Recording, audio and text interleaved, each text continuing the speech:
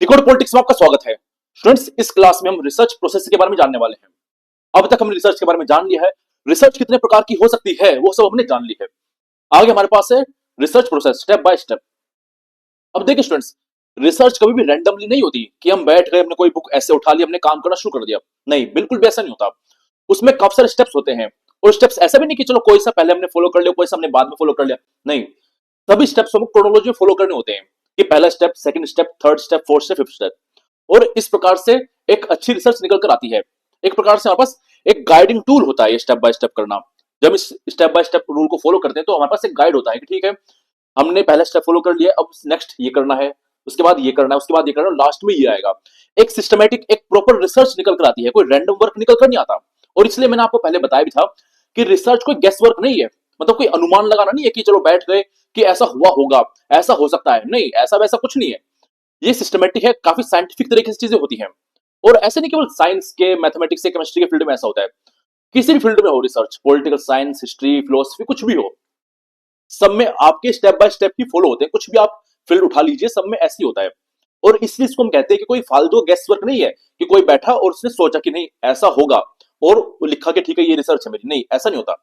Step by step हमें follow करने होते हैं, और तभी जाकर वो जो कैरेक्टरिस्टिक्स हमने पढ़ी थी रिसर्च की, कि साइंटिफिक होगी, रिलायबल होगी, वैलिड होगी, है ना, ये सारी चीजें वहां पर निकल कर आती हैं। आप स्क्रीन पर देख पा रहे हैं कि किस प्रकार से स्टेप बाय स्टेप हमारे पास है। जैसे यहां पर आपको देखने को मिल रहा है कि सबसे पहले प्रॉब्लम आती है, then literature, then hypothesis, then design, sampling, data collection, analysis, interpretation, conclusion and report. यहां पर आपको देखने से लग रहा हो कि ये तो काफी शॉर्ट फॉर्म में लिखा हुआ है। प्रॉब्लम के बाद लिटरेचर लिख दिया, इससे क्या ही समझ में आ रहा है? तो ये केवल एक फ्लो चार्ट है जो कि आप एक आइडिया देगा कि आप कैसे चीजें जाने वाली है। इस क्लास में हम ये सारे स्टेप देखने वाले हैं कि प्रॉब्लम का स्टेप क्या है, जो स्टेप नंबर 1 है, लिटरेचर, हाइपोथेसिस क्या होती है, डिजाइन क्या होता है, सैंपलिंग क्या होता है, डाटा कलेक्शन क्या होता है, एनालिसिस क्या होता है, इंटरप्रिटेशन क्या होता है। हालांकि आपका डाटा कलेक्शन एक स्टेप हो जाता है और एनालिसिस एंड इंटरप्रिटेशन दूसरा स्टेप होता है, लेकिन यहाँ पर हमने अलग अलग किया उनको। ठीक है, कंक्लूजन एंड रिपोर्ट। तो ये सारे स्टेप हम देखने वाले हैं, और काफी दिलचस्प क्लास रहने वाली है। बहुत सारी चीजें आपको यहाँ पर जानने को मिलेगी। अक्सर आप बुक्स में पढ़ लेते हो, नोट्स में देख लेते हो, अपने एमए के नोट्स में, किसी भी पब्लिकेशन के, तो उसमें काफी शॉर्ट फॉर्म में चीजें होती हैं, समझ में नहीं आता, बस रट लेते हैं और फिर एग्जाम में छाप कर आ जाते हैं। तो वो चीजें सही नहीं होती, उससे ना समझ विकसित होती है, ना हम कुछ नया काम कर पाते हैं। तो यहाँ पर हम सारे स्टेप देखने वाले हैं।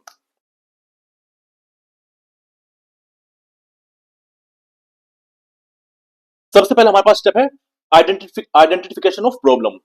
जैसे यहाँ पर लिखा हुआ है प्रॉब्लम के बारे में, तो वही है कि आइडेंटिफिकेशन ऑफ रिसर्च प्रॉब्लम। अब यहाँ पर क्या होगा, यहाँ पर हम समस्या को ढूंढेंगे। हमने डिस्कस किया था कि रिसर्च में हम देखते हैं कि क्या समस्या है, किसका सोल्यूशन दिया जा सकता है। तो ये वही स्टेप है। हालांकि स्टूडेंट्स, जैसे आपको स्टेप्स देखने को मिल रहे हैं ना, कि रिसर्च प्रॉब्लम, फिर literature, hypothesis, design, sampling, data collection, analysis, interpretation, conclusion and report, ये बिल्कुल सही है। और अगर आप एग्जाम में भी इसको लिखकर आते हो तो ये बिल्कुल सही है। अगर आप कोई डेजर्टेशन बनाते हो, पीएचडी की थीसिस भी लिखते हो, आप कोई प्रपोजल भी बनाते हो, कुछ भी करते हो, यही आपको फॉर्मेट देखने को मिलेगा। लेकिन स्टूडेंट्स, इसमें एक स्टेप है जो कि मिसिंग होता है, जो कि अधिकतर सब लोग मिस कर जाते हैं उसमें, और इसीलिए वो पहला स्टेप ही नहीं पकड़ पाते। उनको अंदर से भावना ही नहीं आती, फीलिंग नहीं आती कि हम रिसर्च कर भी रहे हैं या नहीं कर रहे हैं। फिर हम वे खुद से डिसाइड नहीं कर पाते, फिर दूसरों के पास जाते करें तो करें क्या। तो जो पहला स्टेप है इसका, अगर वो आपको पता है तो आपके लिए सारे स्टेप इजी होने शुरू हो जाते हैं। अब वो पहला स्टेप क्या है, तो जैसे यहाँ पर लिखा हुआ लिटरेचर, इसे लिटरेचर रिव्यू कहते हैं पूरी तरह से, कि जो साहित्य है हमारे पास, जो अवेलेबल बुक्स है उनको पढ़ना। अब ये हालांकि दूसरे चरण पर आता है, दूसरे स्टेप पर आता है, लेकिन इसका एक रूप पहले स्टेप में भी होता है। रिसर्च प्रॉब्लम से पहले वो क्या होता है, वही होता है कि जैसे आप पॉलिटिकल साइंस से हो, अगर आप हिस्ट्री से हो, तो अब आपको समस्या का पता कैसे चलेगा, जब आप पढ़ने बैठोगे। अगर आप जानते नहीं हो पॉलिटिकल साइंस के बारे में, अगर आपने पढ़ा ही नहीं है political thought, IR, foreign policy, comparative politics, ideologies, अगर आपने पढ़ी ही नहीं है, तो भैया उसमें समस्या क्या है आप बता पाओगे? उसमें नया क्या ऐड हो सकता है आप बता पाओगे? बिल्कुल भी नहीं बता पाओगे। तो सबसे प्राइमरी जो स्टेप होता है इसमें, वो होता है रीडिंग, है ना, सब्जेक्ट की बुक्स को रीड करना, सब्जेक्ट के जर्नल्स को, न्यूज़पेपर को रीड करना। आप रीड करोगे, पढ़ोगे, उनको जानोगे, तब जाकर तो आपको पता लगेगा भैया कहाँ क्या चल रहा है और मेरा किस चीज में इंटरेस्ट आ रहा है। वरना फिर कोई भी आपको बोलेगा कि इस पर काम करो, आपको मजबूरी में काम करना पड़ेगा। तो इसलिए पहला स्टेप ये है कि आप अपने सब्जेक्ट को पढ़ो, उसको पढ़ो, तब जाकर आपको पता लगे कि हमें प्रॉब्लम क्या है, और फिर यहां पर आपका शुरू हो जाएगा। जैसे सबसे पहले हमारे पास है आइडेंटिफिकेशन ऑफ रिसर्च प्रॉब्लम। जब आप अपने सब्जेक्ट को पढ़ते हो तो आपको कहीं ना कहीं समस्या दिखनी शुरू हो जाती है कि यहाँ पर ये समस्या सॉल्व नहीं हुई है, या फिर मैं इसमें कुछ ऐसा कंट्रीब्यूट कर सकता हूँ, या फिर मुझे लगता है मुझे इस पर काम करना चाहिए, फिर इस पर काम होकर कुछ अच्छा इंपैक्ट पड़ेगा, या फिर कुछ ऐसा विचार मेरे पास है जो कि मैं लिबर्टी में, इक्वालिटी में, किसी भी सब्जेक्ट, किसी भी टॉपिक में, कंसेप्ट में डालूंगा, वो और बेहतर बन जाएगा। कैसे पता लगेगा? जब आप पढ़ोगे, और जब आप पढ़ोगे तो आपको जानकारी हो जाएगी इस विषय में। और ये पहला स्टेप है आपके रिसर्च का, जहां पर आप किसी एक प्रॉब्लम को चुनते हो कि मुझे इस पर काम करना है। आप जानते हो कि हर एक जगह पर, हर सब्जेक्ट में, हर एक आयाम में बहुत सारी समस्याएं हैं, आप सब पर तो काम नहीं कर सकते, आप किसी एक पर काम कर सकते हो।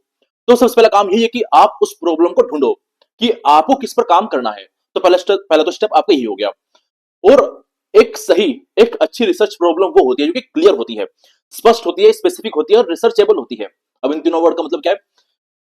क्लियर का मतलब ये कि ऐसे वेग ना हो, मतलब काफी बार हम क्या करते हैं कि ऐसा सेंटेंस लिख देते हैं जो जिसका मतलब है खुद ही नहीं पता होता, उससे काफी सारे मतलब निकल कर आ जाते हैं। तो ऐसा ना हो, उसको पढ़ने मात्र से ही पता लग रहा हो कि आप करना क्या चाहते हो। पहली तो बात ये कि ऐसा ना हो कि कोई आपने ऐसा डिफिकल्ट जार्गन वर्ड लिख दिया यहाँ पर कि उसका आपके लिए मतलब अलग है, किसी और के लिए मतलब अलग है। ऐसा नहीं होना चाहिए, बिल्कुल क्लियर, स्पष्ट, सिंपल शब्दों में होना चाहिए। दूसरा स्पेसिफिक। स्पेसिफिक का मतलब ये है कि समस्याएं काफी प्रकार की होती है। समस्या ऐसी जिसके अंदर अपनी और समस्याएं हैं। अब भैया उसमें कितनी सारी समस्याओं को देखोगे? जैसे अगर हम बात करें इसमें, यहाँ पर साउथ एशिया में बात करें, तो साउथ एशिया में तो काफी सारी कंट्री है आपकी, पाकिस्तान है, इंडिया है, भूटान है, बांग्लादेश है। किसके ऊपर आप काम करोगे? किसी एक के ऊपर तो काम कर सकते हो। इंडिया, बांग्लादेश आपने कर लिया, साउथ एशिया तो नहीं कर सकते ना पूरा। तो वो ये स्पेसिफिक हो कि किस एरिया में, किस बिंदु पर आप काम करना चाहते हो। आर्थिक आयाम में, राजनीतिक आयाम में, सांस्कृतिक आयाम में, कौन से आयाम में आप काम करना चाहते हो, ये आपको क्लियर होना चाहिए। तीसरा, रिसर्च एबल। भैया उसमें रिसर्च हो भी सकती है, नहीं। ऐसा ना हो कि आपने टॉपिक तो ले लिया, उसमें कोई रिसर्च करने का है ही नहीं। अब आप बोलोगे सर मतलब वो चीज जब पहले से नहीं है तो काम करेंगे तभी तो कुछ निकल कर आएगा। तो इसमें रिसर्चेबल जैसा क्या है? तो आगे मैं आपको इसके बारे में बताऊंगा कि रिसर्चेबल का मतलब क्या होता है। तो आपको समझ में आ गया होगा कि रिसर्च प्रॉब्लम, कि जब आप अपना सब्जेक्ट पढ़ते हो तो आपको पता लगता है कि भैया क्या समस्या है, किस पर काम हो सकता है। ये आपका पहला स्टेप है। एग्जाम्पल, आपने इंडियन पॉलिटिक्स को पढ़ा, इलेक्शन आया, इलेक्शन देखा, आपने बुक्स वगैरह पढ़ी, आपके मन में ये आया, आपने देखा कि शहरों में जो है, जो यूथ है, जो जवान लोग हैं, वो कम वोट देने जाते हैं, मतदान कम करते हैं। तो आपके मन में क्वेश्चन आया, और अब आपने पढ़ा, आपके मन में सवाल आया, जब आपने कोई आंकड़े वगैरह देखे, तो अब आपके मन में रिसर्च क्वेश्चन बना, क्या कि क्यों जो शहरों में जो जो यूथ वोटर्स होते हैं, जवान लोग होते हैं, वो इतना कम वोट देने क्यों जाते हैं? एक अपना आप में समस्या है, क्योंकि भैया वोट ज्यादा हो, ज्यादा लोकतंत्र बनी रहेगी, वोट कम तो लोकतंत्र कम है। तो ये समस्या अपना आप में। दूसरा, कि आप देख रहे हो कि महिलाओं की भागीदारी कभी कम होती है, कभी ज्यादा होती है, अक्सर कम ही रहती है। तो ऐसे कौन कौन से फैक्टर हो सकते हैं जो कि महिलाओं की राजनीतिक भागीदारी को दिखाते हो, फिर प्रभावित करते हो? अब ये समस्या है, मतलब अपना आप में समस्या कह लो, फिर काम करने योग्य बातें, कि इसमें आप कुछ बातें कह सकते हो, सोल्यूशन निकाल कर ला सकते हो, कुछ व्याख्यान दे सकते हो। तो देखो ये क्या है, आपका रिसर्च प्रॉब्लम है। और ये पता कैसे लगेगा आपको? ये पता लगेगा जब आप पढ़ोगे। जब आप पढ़ोगे कि इलेक्शन कैसे होते हैं, जब आप पढ़ोगे कौन वोट देता है, जब आप पढ़ोगे कि किस पार्टी को वोट जाता है, किस पार्टी को वोट नहीं जाता, तब जाकर आपको चीजें क्लियर होती हैं। Right students? और ध्यान रखिएगा स्टूडेंट्स, अगर हमारे पास रिसर्च प्रॉब्लम क्लियर है ना, कि भैया करना क्या है, जैसे लाइफ में भी बोलते हैं ना कि हमारा वाई क्लियर होना चाहिए, वाई मतलब करना क्या है जीवन में, अगर वो क्लियर है तो आगे की यात्रा तो आसान हो जाती है। अधिकतर लोगों को पता ही नहीं होता करना क्या है। तो वही यहां पर कि करना क्या है, तो रिसर्च प्रॉब्लम आपको ये बताएगी करना क्या है आपको। और अगर आप उसको ढूंढ लेते हो, समझा देते हो, समझ लेते हो, तो आपकी आधी रिसर्च कंप्लीट हो गई। हालांकि मैं आधी नहीं मानूंगा, वन थर्ड मान लीजिए इसको, ठीक है, वन थर्ड, क्योंकि बहुत बड़ा रोल, और बहुत ही बड़ा रोल, सबसे बड़ा रोल लिटरेचर रिव्यू का होता है, जो कि इसके बाद वाला स्टेप है। अब ठीक है, आपने कोई रिसर्च प्रॉब्लम ढूंढ ली है, लेकिन अब क्या है कि भैया आप कोई पहले व्यक्ति तो हो नहीं पृथ्वी पर जो काम करोगे। आपसे पहले मानव इतिहास 2500 साल पुराना है, 3000 साल पुराना है। चलो अगर वो ज्यादा पुराना हो गया, गांव में रहने वाला सभ्यता हो गई, चलो 500 साल, 1000 साल पुराना तो है ही। चलो चलो अंग्रेज के आने से बोल देते, चलो 500 साल पुराना आपका इतिहास है रिसर्च करने का, बस ये हम मान लेते हैं। लेकिन 500 साल में आप पहले व्यक्ति तो हो नहीं जो काम कर रहे हो। आपसे पहले बहुत लोगों ने राजनीति पर काम किया, आपसे पहले इंडियन पॉलिटिक्स पर बहुत लोगों ने काम किया है। आप जब लक्ष्मीकांत पढ़ते हो तो उसमें काफी सारे लोग आते हैं, ग्रेनविल ऑस्टिन आते हैं, और भी काफी सारे लोग आते हैं जो कि उनका नाम दर्ज है कि उन्होंने संविधान के बारे में क्या कहा, क्या नहीं कहा।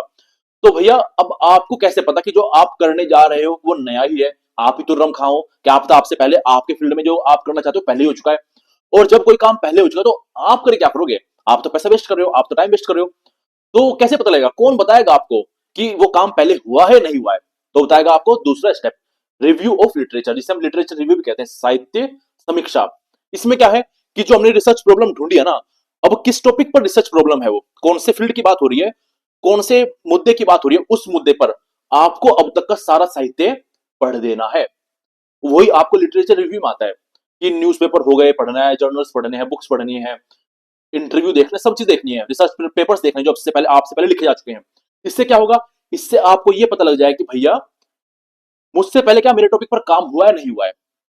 अब आप बोलोगे सर क्या बस इतनी सी बात जानने के लिए हम इतना सारा प्रपंच करेंगे, तो नहीं, ऐसा नहीं है। आपको और जानकारी पता लगेगी। काफी बार क्या होता है, जब रिसर्च प्रॉब्लम लेकर चलते तो हम नौसिखिए होते हैं, लेकिन जब हमने लिटरेचर रिव्यू कर लिया, किसी एक पर्टिकुलर टॉपिक के बारे में हमने पढ़ लिया इतना सारा जो अब तक का ज्ञान था, तो हमें वास्तविक समस्या पता लग जाती है, क्योंकि नौसिखिया और एक्सपीरियंस में अंतर होता है। तो उसने मान लीजिए 100 रिसर्च पेपर पढ़ लिए, 3-4 बुक पढ़ ली, 5-6 बुक पढ़ ली, और अब उसको ज्यादा अनुभव हो गया, उसको और सारे आयाम भी पता लग गए, तो उससे क्या हो कि उससे उसकी रिसर्च और बेहतर निकल कर आएगी कि वो बिल्कुल स्पेसिफिक हो जाएगा कि हाँ इस पर काम हुआ है नहीं हुआ है, और अगर काम हुआ है तो कितना हुआ है, मैं उसके आगे कैसे बढ़ सकता हूं। क्योंकि देखो रिसर्च कभी भी अलग थलग नहीं होती। रिसर्च ऐसी होती है जैसे एक के ऊपर एक ईंट का रखना, अगर नीचे वाली ईंट नहीं है तो ऊपर वाली ईंट रखी नहीं जाएगी। तो वैसे ही है कि आपकी जो रिसर्च होगी ना, पिछले वाले रिसर्चर के ऊपर रखी जाएगी, ऊपर मतलब इन द सेंस कि उसको कंटिन्यू करेगी। ये तो मानव इतिहास है, मानवता यही तो है, मानव दिमाग यही तो है कि हम जोड़ते चले जाते हैं कड़ी को। तो ऐसे काम करती है, जिससे क्या होता है कि आपको पहला जो वर्क हो चुका है उसका पता लगता है, कोई डुप्लीकेशन नहीं होता। सोचो आप जो काम कर रहे हो पहले हो चुका है, तो क्या फायदा, कुछ भी फायदा नहीं है, कुछ भी कंट्रीब्यूट आपने नहीं किया है। देन रिसर्च गैप आपको पता लगता है कि ठीक है, अगर जो मैं सोच रहा था उस पर काम हो गया है, लेकिन मुझे काम ऐसे टॉपिक पर ही करना है, तो इसमें जो मैंने पढ़ा इसमें मुझे दूसरी गैप पता लगी। गैप मतलब कि सोचो ना कि गैप कि यहाँ पर बीच में कुछ भी नहीं है, मतलब बीच में जानकारी नहीं है, क्या हुआ क्यों हुआ कैसे हुआ नहीं पता हमको, इधर का पता है उधर का पता है, तो इसको गैप को कौन फिल करेगा, कोई रिसर्चर ही करेगा। तो क्या पता आप हो सकते हो वो, तो उसके लिए हमें लिटरेचर रिव्यू करना होता है। एग्जाम्पल कि आप अगर वोटिंग बिहेवियर के बारे में जानना चाहते हो, आप जानना चाहते हो वही कि भैया कैसे क्यों अर्बन एरिया में, शहरी इलाकों में जो जवान लोग हैं वोट देने नहीं जाते, तो अब आप यहाँ पर पढ़ोगे साहित्य किसका, वोटिंग बिहेवियर का, कि भैया वोट कैसे प्रभावित होती है, कैसे वोटर्स प्रभावित होते हैं, जाति का क्या रोल है भारत में इलेक्शन में, और मीडिया क्या प्रभाव पड़ता है पॉलिटिक्स पर। इन सब चीजों को पढ़ोगे, इससे क्या होता है कि आपकी रिसर्च की एक प्रकार से फाउंडेशन बनती है, और आपको पता होता है क्या हो चुका है, क्या करना है, और मेरे करने से क्या फायदा होगा। तो एक प्रकार से आपकी फाउंडेशन यहाँ पर बन जाती है, और एक प्रकार से इसका बहुत बड़ा रोल होता है आपकी रिसर्च में। इसको हम कहते हैं कि आपके अगर आपने लिटरेचर रिव्यू कर लिया ना, तो आपकी आधी रिसर्च कंप्लीट हो गई, बस समझ जाइए आपकी आधी रिसर्च कंप्लीट हो गई। आधी नहीं मतलब आधे से भी ज्यादा, क्योंकि देखो अब इसके बाद बस लिखना रहता है, और जब आपने सब चीजें पढ़ ली है ना, तो बस लिखना और समझना वो आधा चल जाता है अपना आप में। तो समझ लीजिए कि हम जब बात कर रहे थे कि 1/3 रिसर्च प्रॉब्लम की भूमिका है, तो 1/3 आपकी लिटरेचर रिव्यू की हो गई। थर्ड जो इसमें आपका स्टेप है वो है फॉर्मेशन ऑफ हाइपोथेसिस। अब हाइपोथेसिस क्या होती है, तो होती है आपकी परिकल्पना। अब आप बोलोगे सर परिकल्पना मतलब कल्पना, कैसी कल्पना, जैसे यहां पर लिखा हुआ है हाइपोथेसिस अ टेंटेटिव अजम्पशन और प्रिडिक्शन, कि अस्थायी अनुमान या भविष्यवाणी करना। अब देखो इसमें भविष्यवाणी का मतलब क्या रहेगा, हम कोई पंडित वगैरह तो नहीं है जो भविष्यवाणी करेंगे, लेकिन हालांकि देखो रिसर्चर को पंडित ही कहते हैं, है ना, रिसर्चर ही पंडित होता है, वो ब्राह्मण वही होता है जो पढ़ता पढ़ाता है। तो ठीक है, लेकिन यहां पर हमें क्या भविष्यवाणी कैसे करनी है। तो अब देखो आप कोई ना कोई तो टेक लेना पड़ेगा ना, कि आप किस पर काम कर रहे हो। वो तो ठीक है, टॉपिक आपने देख लिया, मुद्दा आपने देख लिया, लेकिन आप क्या मानकर चल रहे हो, क्योंकि देखो आपने कोई एक चीज मानी, अब इसके चारों तरफ ही आपको घूमना है। ऐसा नहीं कि आपने कुछ चीज लेकर चल रहे हो कि मुझे तो ये देखना है कि भैया कुतुब मीनार कैसे बना है, फिर कुछ भी था, और आप ताजमहल पर चले गए, ऐसा ना हो। इसलिए आप अनुमान लिखते हो कि मेरा अनुमान ये कि जब मैं रिसर्च कर लूंगा तो ये निकल कर आएगा। अब इसमें दो ही संभावना है, आपने रिसर्च कर लिया तो जो आपने बात कही थी वो सच हो गई, या जो आपने बात कही थी वो गलत हो गई। तो जो हाइपोथेसिस होती है, परिकल्पना होती है, उसका बस ये दो ही रिजल्ट निकलते हैं, तो सही होती है तो गलत होती है, और दोनों ही केस में रिसर्च वैलिड होती है, आपकी सही होती है। अब ये क्यों होती है आपकी हाइपोथेसिस, आपने देखा होगा कि किसी भी जानवर को हम क्या करते हैं कि एक खूंटे से बांध देते हैं, कि रस्सी बांध दी उसे गले में, खूंटे से बांध दिया। इससे फायदा ये होता है कि वो वहीं पर बंधा रहता है, वहां से हिलता हिलता डुलता नहीं है, वो वहीं पर खड़ा रहता है वो, और आसपास ही रहेगा, मतलब जहां तक रस्सी जाएगी वहीं तक ही वो रहेगा। बस वही रोल आपका हाइपोथेसिस का होता है, कि आप क्या मानकर चल रहे हो। ये आपके लिए एक प्रकार से खूंटा है कि ठीक है, हम यहाँ पर हमारे पास ये, अब हम टिक चुके हैं यहाँ पर, और या तो ये सही होगा या तो गलत होगा, कहीं ना कहीं तो हमको स्टैंड लेना पड़ेगा ना। तो आपका हम परिकल्पना यही है कि हम क्या मानकर चल रहे हैं, कि हमारा रिजल्ट कैसे निकलेगा। जैसे अगर हम कुछ चीज मानकर चल रहे हैं, जैसे हम मान रहे हैं कि भारत और पाकिस्तान में जो संबंध बिगड़ते हैं वो आर्मी की वजह से बिगड़ते हैं, आपने इस टॉपिक पर काम कर रहे हो कि इम्पैक्ट क्या पड़ता है पाकिस्तानी आर्मी का इंडिया पाकिस्तान रिलेशन पर, क्योंकि हम जानते हैं पाकिस्तान को पाकिस्तानी आर्मी कंट्रोल करती है। ये आपने टॉपिक लिया, इसमें अब आप मानकर चल रहे हो कि मैं मानकर चलता हूं कि भैया पाकिस्तानी आर्मी नियंत्रण करती है इंडिया पाकिस्तान रिलेशन, क्योंकि पाकिस्तान की पॉलिटिक्स को प्रभावित करती है। ये आपने माना है, क्या पता आपकी रिजल्ट एंड में ये आया कि नहीं पाकिस्तानी आर्मी प्रभावित नहीं करती, तो आप बोलोगे कि मेरी हाइपोथेसिस गलत थी, रिसर्च में ये आया है कि वो प्रभावित नहीं करती। अगर प्रभावित करती है तो रिसर्च तो आपकी हाइपोथेसिस सही थी। ये तो इसमें सही होगी तो गलत होगी। एक प्रकार से आपको डायरेक्शन मिल जाएगी, है ना, आपको डायरेक्शन मिल जाएगी काम करने के लिए। जैसे होता है ना कि मुझे अपने रिश्तेदारों को गलत प्रूव करना है, मुझे सही प्रूव करना है अपना आपको, तो डायरेक्शन ही तो है वो एक प्रकार से। और इसी के आधार पर आप सारी पंचायतें अब खेलोगे आगे जाकर।